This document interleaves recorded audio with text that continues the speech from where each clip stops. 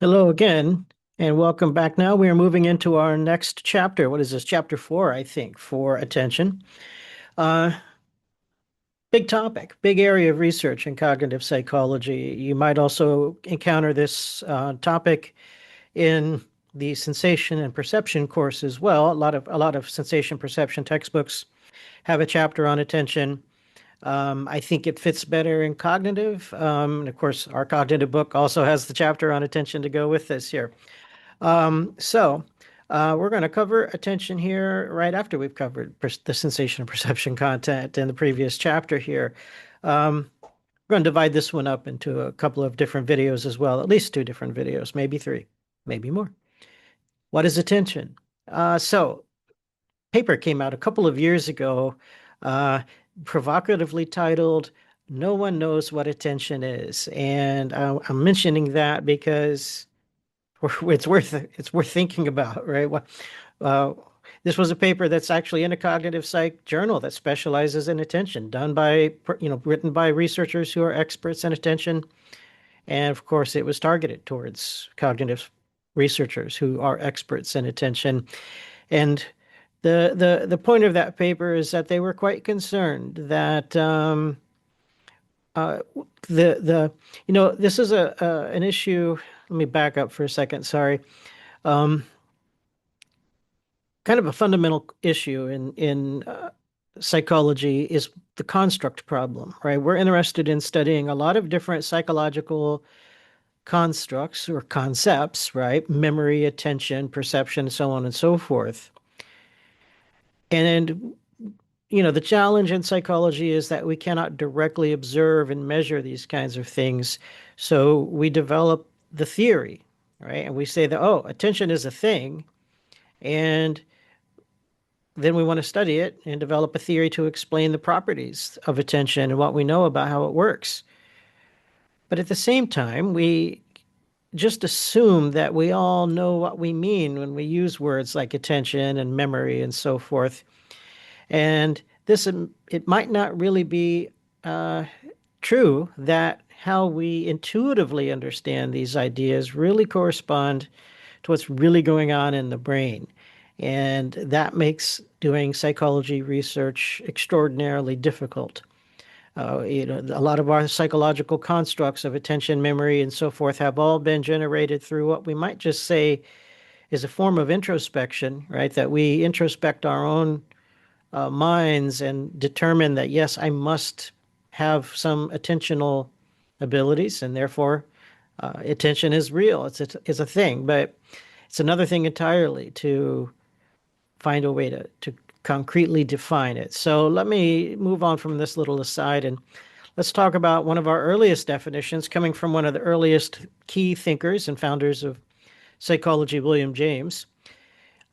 This is just an excerpt of a longer quote here. So, taking possession by the mind, one of several possible objects of thought. So, what are we talking about here? Taking possession by the mind. So this is the idea is that when you're thinking about something right now, it's as if it becomes this thing you have in your mind, right? It's maybe an image, or if it's not something that's an image, it might be just a thought, an idea, a feeling, but you're holding it mentally, right? And that's what he means by taking possession here. What do we mean by one of several possible objects of thought? So first, what is an object of thought? Well, an object of thought could be, again, I could be thinking about a feeling that I'm having. I could be remembering something, so I'm calling to my mind um, an image of something that I can remember, a person's face or something that the person said to me, or an event or situation that I had experienced maybe earlier in the day or something like that, right? And that's why I have a note here that he seems to be describing what we might call an internal focus of attention, meaning that my attention is more of an internal thing about what I'm thinking about right now. But he's also, I think, engaging in a different view here, which is referring back to the perceptual notes in the previous chapter. A lot of classic theories of perception involve the idea of looking at an object, but then using all of this sensory data to generate mental representation of the object. And even so, that would suggest that even looking at, I'm trying to find something to use as a prop here. I'll just use my little notebook here, right? So the idea is that I see it and I can then generate a mental representation of it. And so even paying attention to it right now, the way I am, it becomes an object of thought, right? So I don't think that James is necessarily distinguishing internal and external attention so much as he's just suggesting that all forms of cognition involve mental representations, and that once we pay more attention to one of these, we have taken possession of one of these objects of thought in our mind. But in modern research, it is important, I think, to make a distinction between internal and external because, again, like I said, sometimes I might be focused on myself. I'm thinking about anything I'm worried about, memories and feelings and just daydreaming, maybe even. Other times I might be focused on what's going on around me because maybe I'm trying to accomplish a certain kind of task. If you've ever heard of the default mode network, this is relevant here. So the default mode network is a set of interconnected brain regions that seems to take over when we are bored, when we are daydreaming, when we engage in what we might call self-referential thinking, or it's a form of internal attention. Separately are the task positive networks. There are several of these because I can engage in tasks that are more visually driven, and that's going to activate more visual sensory areas, but I can also engage in other tasks that might be more physical or auditory driven. One example is driving is a pretty heavily visual task, so the task positive network for driving is going to involve a lot of visual processing areas of the brain. Conversely, playing a musical instrument is one that is both physical as well as auditory, right? I need to be physically aware of what my body is doing and the movements that I'm making, but I'm also listening and hearing the musical notes produced, and I need to make sure that those are correct and played with the right feeling, the right intonation, of course, and all this other relevant issues. So task positive network then is about focusing on these external sensory events. Another historical example, though, here is Wundt's research. So speaking back to the 1800s here, when Wundt created the first psychology laboratory, he did reaction time studies. I think we might have mentioned some of this in the first chapter or two. And he's interested in attention at this point. He uses a different word. Historically, he called it apperception. And there's something that appeals to me about the concept here. So perception is exactly what he means, right? That we just perceive the world. I look around and I see things and I recognize things and become aware of them. This is a passive process. It just happens on its own, right? But apperception is something that involves what Wundt considered to be the will, right? The will is this internal agency we have that can scan our environments and select things of interest and focus our attention on them, or that spotlight of attention, as I have a note above here, right? So I like the spotlight as a metaphor for what attention is doing here. Because when I'm really focusing my attention on something, it's like I'm shining a little mental spotlight on it, and all of the other stuff in the background fades away, right? So in a situation like that, this is the active will that is focusing our attention. So apperception simply means what comes after perception, right? All this perceptual information is coming in, but then I narrow down the spotlight onto something that I'm trying to focus on, right?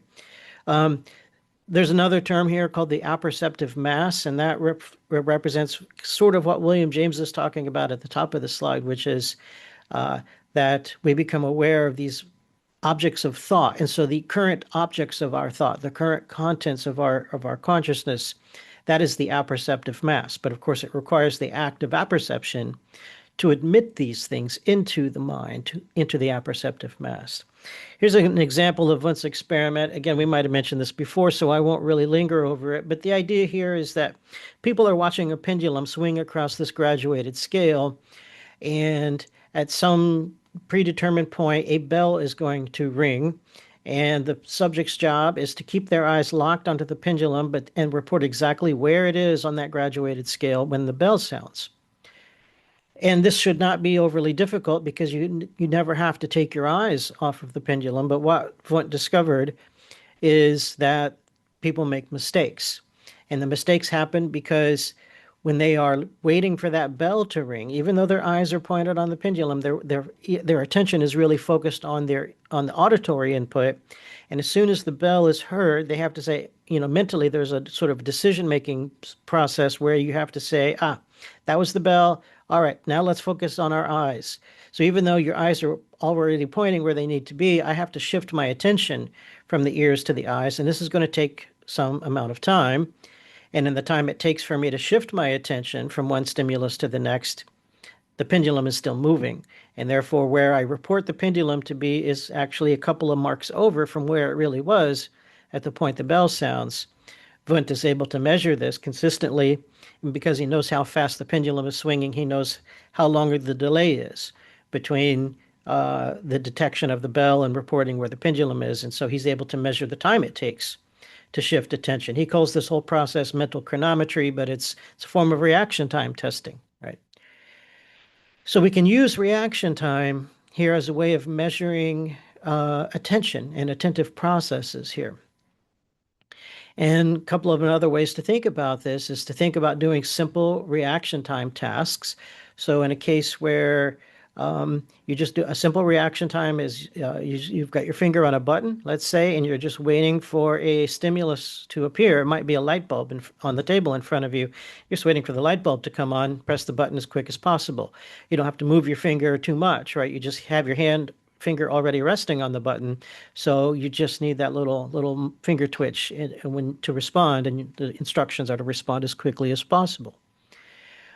So one thing we might ask is, are there factors that influence the speed of this reaction time above and beyond the fact that there's a limit to how fast you can twitch your finger? Well, one question here is how strong is the stimulus? Is it a very intense stimulus? What we find here is this only has a moderate effect on reaction time. So if it's a light that's really, really bright, right, comes on, boom, then obviously you're going to notice it super quickly and press the button pretty quickly. If it's a light that is so dim that you're not certain it's really on, so if you can imagine that, right, like it's just such a very, very dim light that you're thinking, is that really on? I can't quite tell because you're already maybe in a well-lit room and it's not quite clear what's going on with that light. So there might be some, you could say, stimulus ambiguity at this point. Maybe a better example would be a very, very quiet sound. So if you're waiting for a beep to happen, and again, if it's a really loud beep, clear and obvious and distinct, you're going to quickly respond. But if it's something that's much more quiet and soft, there could be some uncertainty associated with that. You're not quite sure if you heard that sound or not. So that could slow you down. So what we find is that when the stimulus is at what we call near threshold, meaning it's really close to that boundary between what we can see, hear, touch, taste, and smell versus what we can't, then that uncertainty tends to slow down reaction times. But once something is well above the threshold, it might just grab your attention and just fast reaction time. So I guess you could say there's a kind of a decreasing gains to be had, right? So making the stimulus more and more obvious and distinct improves your reaction time. It lowers your reaction time, but only up to a point. And once it's well above threshold, there are no further gains to be had. Another possible way, though, is called pre-cueing. And this is where attention becomes maybe really relevant here. Pre-cueing, so this idea, you're waiting for a stimulus, but you don't know when it's going to happen, right? So you're going to have a light bulb that flashes, perhaps, right? And it could be set so that that light bulb flashes at random intervals. It could be 5 seconds, and then it might be 7 seconds later, and then it might be 3.5 seconds later, and so forth. And because of these random intervals, these are called interstimulus intervals. Then the idea is that you never know when the next light flash is going to happen, so it's always a little bit of a surprise. But if I were to maybe administer a cue, how would that work? Well, what if we did something like before the light bulb flashes on, the lamp itself makes a slight buzzing sound in a fraction of a second just prior to the light coming on. So what might happen is that you start to hear that little buzzing sound as a cue. right? And so now you are kind of given this little hint, oh, light's about to come on, so I better be ready. And so that pre-cueing is what we're calling it here. It's going to speed up your reaction time, right? It makes you maybe a little bit more ready to respond. What's likely happening here then is in these intervals between the stimulus, if it's 5 seconds or 10 seconds, your mind could be doing a lot of things during that 5 or 10 seconds, right? You might be really focused on that light and just like, I'm ready to go, I'm ready to respond. But the longer this goes on, the more likely you are to kind of get a little bored, right? And your mind wanders. And so again, you're shifting away from a task positive network to a default mode network, possibly, right? And that might mean that you're not quite ready to push the button when the light really does flash. But if we have that pre-cue, that brings you back to the task. And then you're going to say, now I'm ready. And the light comes on, boom, hit the button. So that'll speed up your reaction time. Relevant to this is maybe some advanced knowledge of what the stimulus is going to be. So again, one example, well, I guess we could keep it with this example of the light here. So if I were to do an experiment where I tell you something's going to happen in this lab, I'm not going to tell you what it is, but as soon as it happens, push a button. Now, you have no idea what this task is all about, right? So I'm like, wait a minute, what's going to happen? Is this light going to come on, or is there going to be a sound, something? I don't know. So after a while, the light comes on, and you're thinking, maybe that's the thing I'm looking for. So, okay, I'm going to press the button.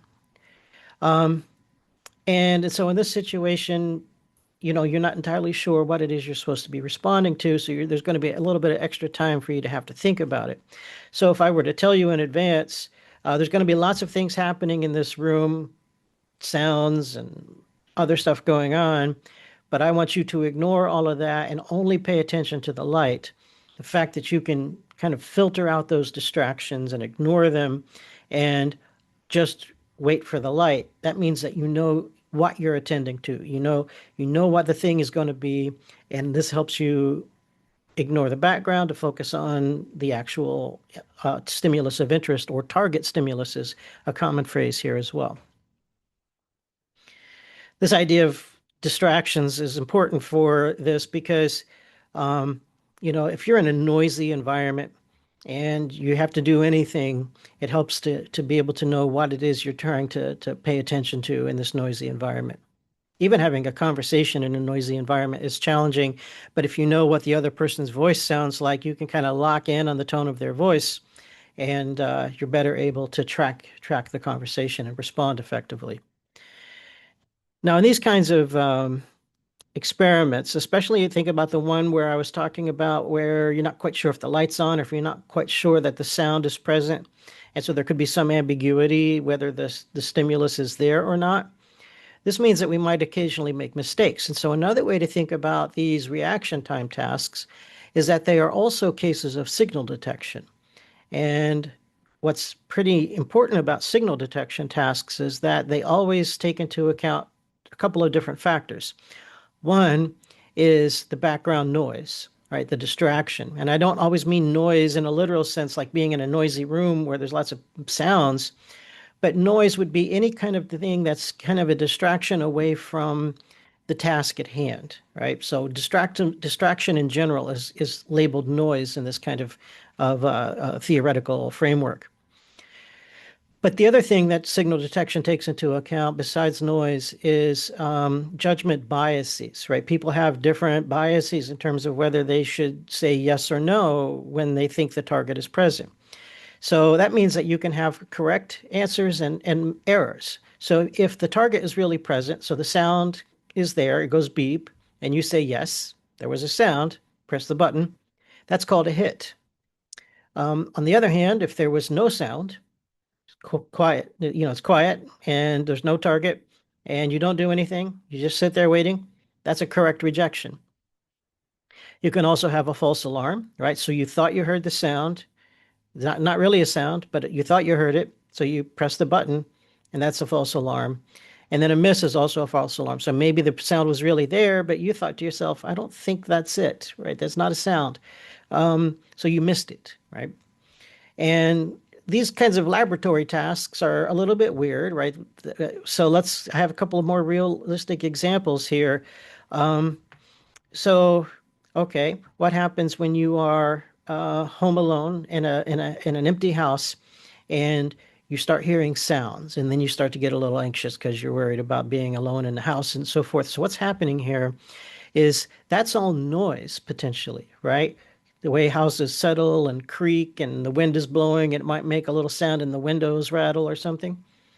This is noise, right? These are not real critical target stimuli of interest. They are noises that should be ignored. So every time you think, oh, is somebody breaking in? Is something bad going to happen? Because you heard something, these are all false alarms, right?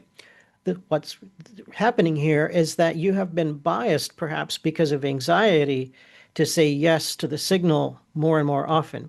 This increases your chances of having hits, right? It's going to increase if there really is something, you're at an increased likelihood of saying, yeah, that's happening. But you've also increased your false alarm rate as well. So that's one interesting approach here from the signal detection theory framework, is that we can separate the correct hits from the false alarms and understand how a person's judgment here has been biased by some kind of internal process, like maybe in that case anxiety. But let's look at some of these others here. Let's look at the one on the very bottom, a factory worker who has been given the job of identifying defective products on an assembly line. So what are these defective products? I like to think of a soda bottling line, right? So let's just imagine that we have, this is probably from my childhood of watching Laverne and Shirley working in the brewery, and they have to stand there watching the bottles on the bottling line go past them. Uh, what their task here is to maybe identify a bottle that has been not capped or crowned, I think is the appropriate term, correctly. You know, the cap is on a little bit, cockeyed or something, and so that's a bad bottle that we need to take off the assembly line, right? We want to put that into the case to be delivered somewhere because someone's going to get a bad bottle of beer. So we want to find those and take them off the assembly line before they get packaged up.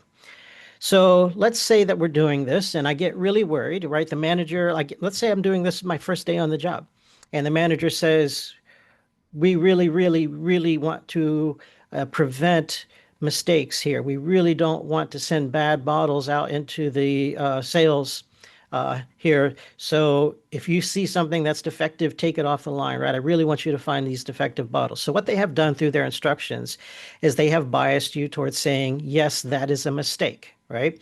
So you're going to find all of the bad bottles, but what's probably going to happen is you're going to pull a lot of good bottles off the line as well, right? You're going to see something where you're not quite sure if that cap is on square or not, and you're worried about a miss, right? Because that's what the instructions have basically said, is we don't want to send bad bottles out and to be packaged. So you want to minimize your misses. So that means that every time you even have the slightest suspicion that this is a mistake, you're going to say yes and pull it. And then what happens is that you start pulling too many, right? You start having too many false alarms. And because you've pulled too many good bottles from the production line, you're slowing down production, right? And slowing down production can be bad for business too. So then a few days later, your manager comes back and say, what are you doing? You're slowing us down. You're pulling way too many bottles off the line. You got to stop doing that. So now you're like, oh, okay, sorry. I said yes too often.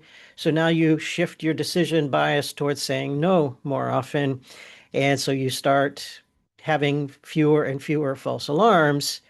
But as you do this, you might end up now having more misses, right? So these errors can trade off of each other here.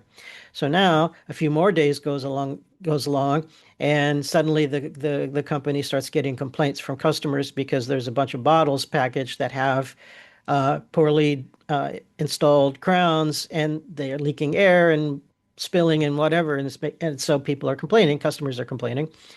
So the manager comes back and yells at you again, but now it's the opposite. But again, right now they're saying, "Oh, you let too many bad bottles go through. You need to do a better job of finding more of these bottles here." Nothing that the manager has done has made it easier for you to discriminate a good bottle from a bad bottle, right? They are simply just punishing you for errors, which causes you to shift your bias one way and then back to the other way and then back to the other way and so on and so forth, right? And none of that ever helps you get more accurate.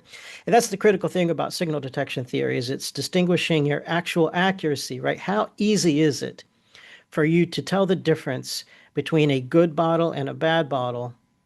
And that's a function of the visual information that's presented, how fast these things are going by, how off kilter are the crowns when they are installed incorrectly and so forth, how obvious is it? So there's lots of noise, there's lots of distraction, there's lots of non-targets, right, that you have to deal with. And so the difference between the target and the non-target is what we'll consider to be the signal strength. And when the signal strength is high, then you're going to have a high level of accuracy. You're going to have lots of hits and fewer false alarms. But when the signal strength is low, that's when you start introducing ambiguity. And this is when these decision criteria can potentially become a little more influential on your choices. And we see which kind of error becomes more relevant.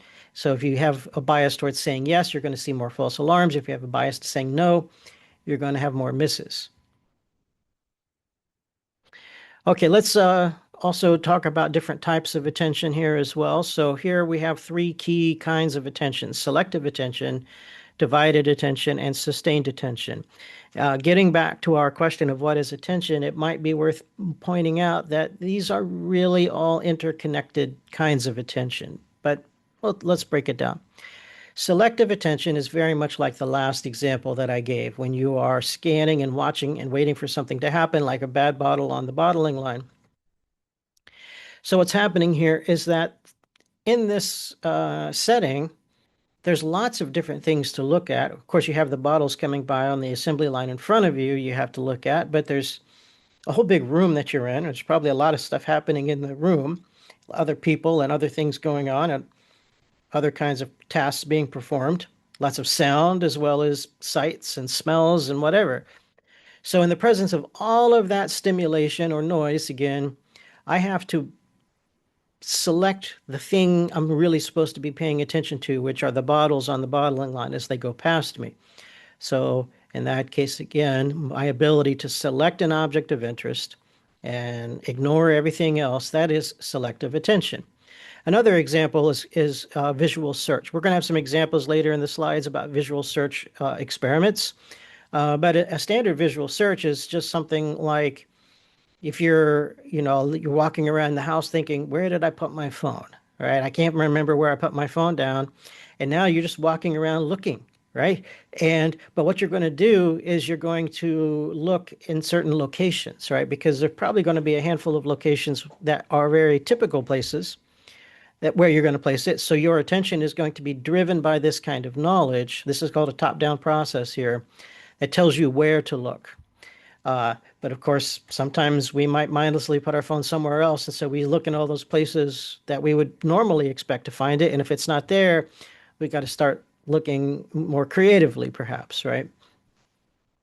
When it comes to these kinds of searches, right, we think about what is it that I'm actually attending to when I'm looking. Like if I look at the table by the front door of my house, because that's where I might expect the phone to be, am I looking at the space here, right? So think about this, for example, on top of a table, there's an empty space there, right? And so it might be that I'm focusing my attention in this spatial region, and that's what I'm looking at. I'm looking to see, is the phone present somewhere in this spatial region where my attention is focused?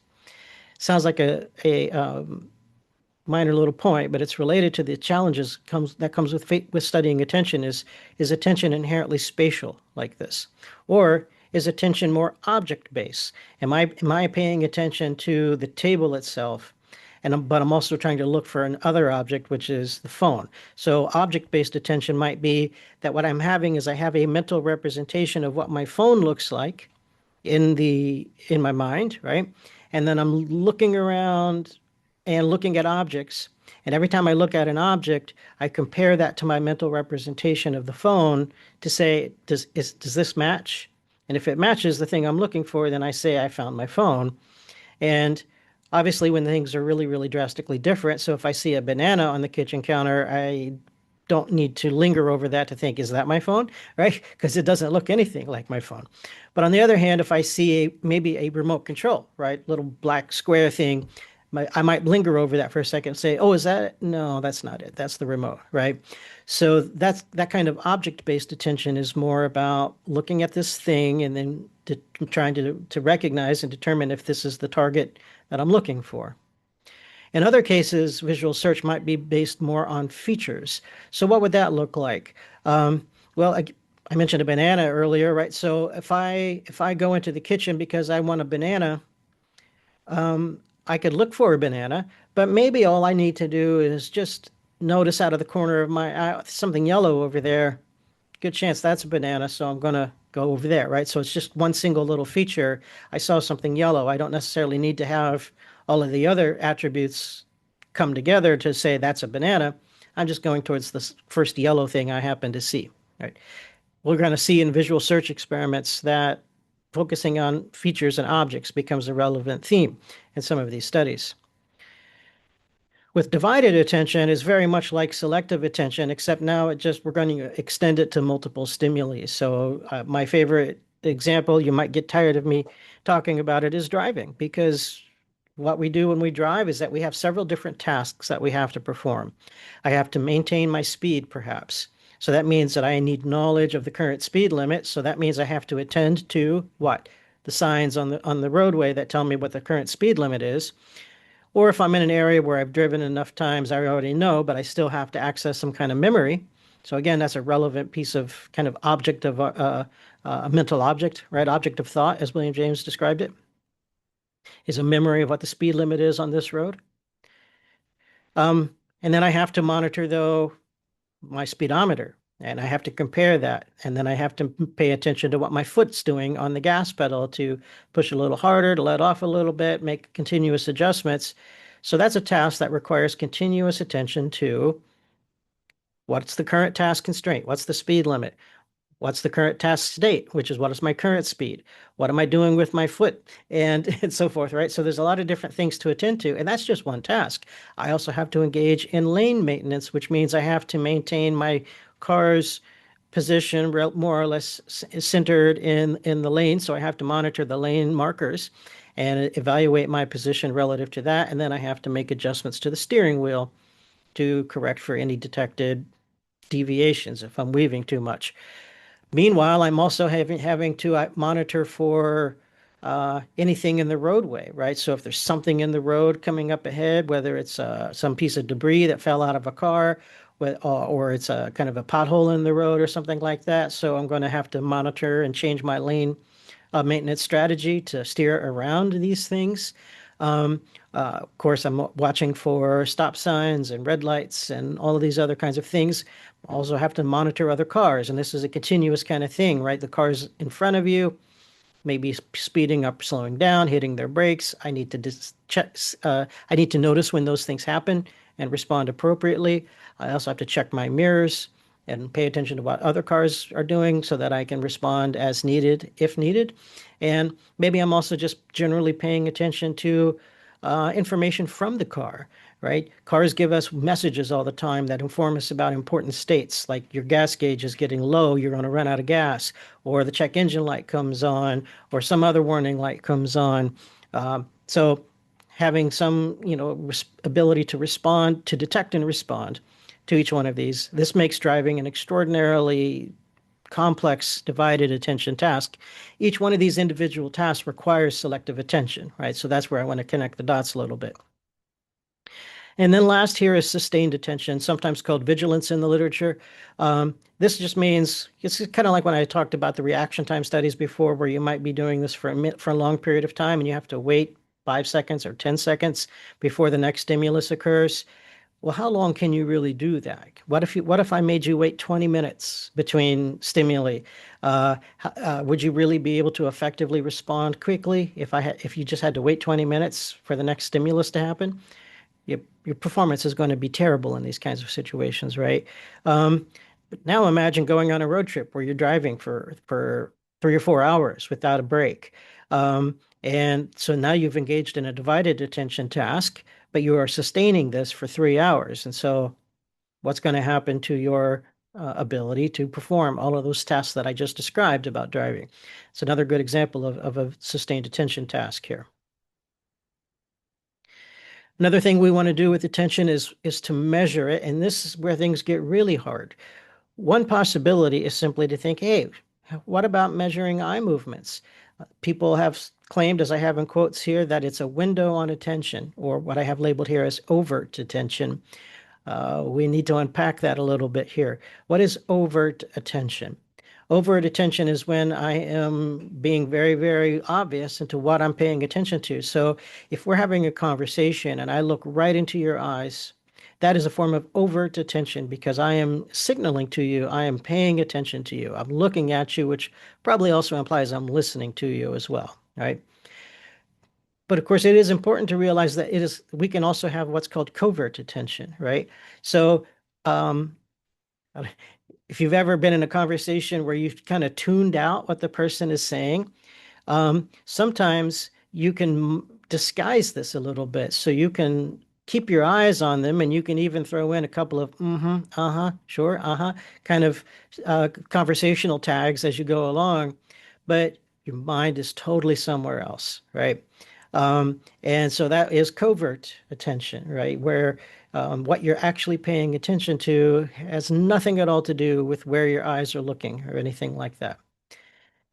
So certainly eye movements are not going to tell us about covert attention very well, right? But do they really tell us about overt attention? And that's the trick, because if it is in fact a case of overt attention, then yes, your eye movements are pretty useful. But it's hard to know when we're actually attending to what our eyes are looking at. So back to the driving example, if your eyes are looking at the car in front of you and that car hits their brake lights, obviously you want to detect that so you can respond by slowing down or hitting your brakes. And if you are engaged in overt attention towards the car, then you're probably going to respond pretty quickly. But on the other hand, if you are also having a cell phone conversation and your mind, your attention is really on your ears and the conversation and all of the stuff that's happening in that conversation, all of the thoughts and context of whatever that conversation is about, then even though your eyes are pointed straight ahead, uh, your covert attention is more on the phone conversation, so you don't even really notice, right? It's sort of like Wundt's pendulum experiment that you're listening for the bell, you don't even see where the pendulum is until sometime later. You're going to have a delayed reaction, and maybe you're going to have a rear end collision because you didn't respond to the brake lights quickly.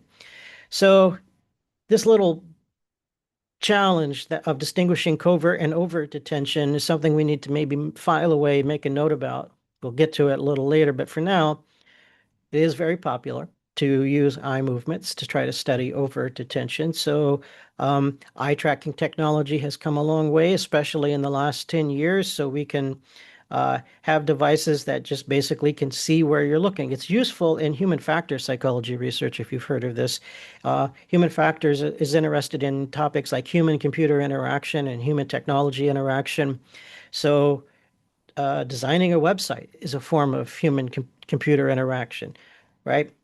On the top right, I have a newspaper website there, and there's a heat map superimposed on it. And this heat map tells us how long a person has fixated these different regions of the screen, right? So a fixation is when your eyes stop and pause there and pay attention to whatever is in that region of the screen. Areas that are not highlighted in any color are areas where the person's eyes never really lingered. But our eyes don't just fixate things, they also jump around quite a bit as well. And these are called saccades. And so it might also be useful not just to generate these heat maps that tell us which regions of the screen have people looked at. And of course, where that's relevant from a design perspective is that I want to make sure that when somebody, if I'm in charge of designing a newspaper's website like that, I want to make sure people click on things that we want them to click on. And click on important headlines to read certain articles and so on and so forth. Or if they go there looking for today's weather forecast, they're going to be able to find that. So I want to know where their eyes are going. So in case people start struggling, saying, I can never find the weather forecast on your website, then I can do an eye tracking test to say, oh, Well, that's because there's something going on the opposite side of the screen that's really drawing their attention, and then they never look over to the other side where the link for the weather forecast is. So you might change things around a little bit. But as I said with the saccades, the one on the bottom right here shows us kind of an eye movement sequence. Each one of these little red dots is a fixation, but they are numbered so that here we can tell where they looked first and then where did their eyes go second, third, fourth, fifth, and sixth, right? And so what kind of path are the eyes following? And that might also be useful for understanding how someone sort of explores and navigates this image. It's also useful just in general. So in a real three-dimensional environment. So going back to the example of looking for your lost cell phone, again, we could, if we had some eye movement research we could do on that, that would be interesting because we could see where your eyes are going as you do this, right? And how long they linger and what do they linger on. That question, of course, then of what do we look at, right? What actually is happening in terms of capturing our attention and what are the things that we look at? We have some ideas on what's going to influence this. And so I mentioned top-down approaches earlier, right? That I have a mental representation of what my lost cell phone looks like. So I'm looking for things that are similar to that, are going to match this idea that I have. So that we'll call that a knowledge-driven top-down approach, right? Let's talk about that first, then, even though it's on the bottom half of the slide. So again, that kind of knowledge driven. I know what the thing I'm looking for looks like, so I'm just looking for something that matches this, right?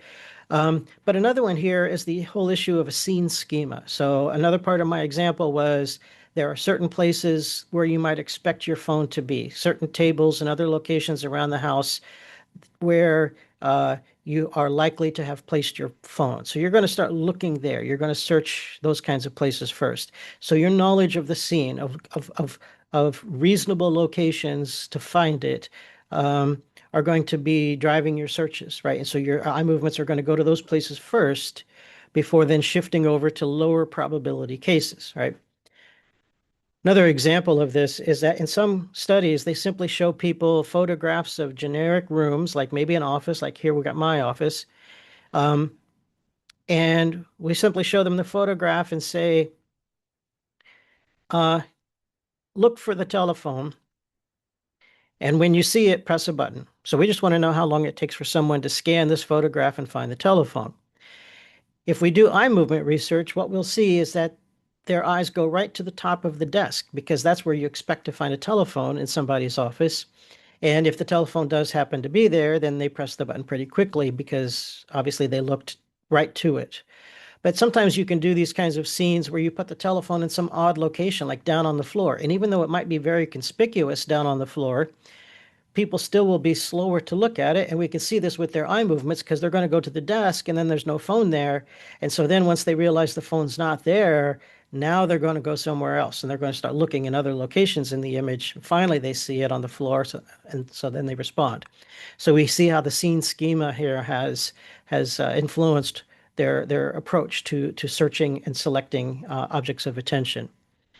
Task demands are kind of relevant here as well. And again, this overlaps all the stuff that I said about driving because, with speed maintenance, the task is to maintain my speed, but that means I need to know the task constraint, which is what the speed limit is, and I need to know the current speed of the car, which is signaled to me from the car's speedometer, and I need to know the state of what my foot is doing on the gas pedal. So the task demands the fact that I have learned how to perform this task and I know the information that's relevant. The task demands will tell me exactly what it is I should be focusing on. What about bottom-up attention, though? This is sometimes called a data-driven process. Data refers to the incoming sensory data. And the idea here is that sometimes things just happen that capture your attention. And we'll call this stimulus salient. Salient means it stands out. So you're walking down the street and then a car next to you lays on their horn. Beep. So you're like, oh, who are they beeping at? Are they beeping at me? What's going on? Right? Or, I don't know, something blows up, right? So again, these kinds of sudden, obvious things clearly will just grab your attention. You're not looking for it, so you certainly weren't cued or expecting. There's no kind of knowledge or schema that's driving your attention here. But because it just grabs your attention, I'm referring to the heat map here, so let's go back to these previous pictures. one of the things in the bottom left here, this is like a shopping catalog website, and there's a model modeling some kind of coat, I guess, there on the in the bottom center. And there's a lot of lingering on the model's face. And we know this, humans like to look at faces. So that has captured this person's attention. They didn't go to this website to see that face, right? But nevertheless, their eyes went to that face and lingered there for a long period of time. So that would suggest a type of bottom-up attention that's capturing your eyes here. Now, I mentioned covert attention. And covert attention is something that we're going to want to talk about next. Um, Talking about driving, I have a note here at the bottom referring to these incidents that are called looked but failed to see incidents. And that's exactly what I had mentioned earlier about when you're looking at the car in front of you, but your mind is elsewhere and your attention is elsewhere, then the brake lights come on, but you fail to see it, right? So you're looking at the car, but you're not really seeing the car. And that's because your attention is somewhere else. That's covert attention, right? So, but rather than dive into these kinds of studies and what comes with it, I think this is probably a good place to stop the video. So that's what I'm going to do. I am going to stop it here. We will pick up on this slide coming up in the second part of these notes.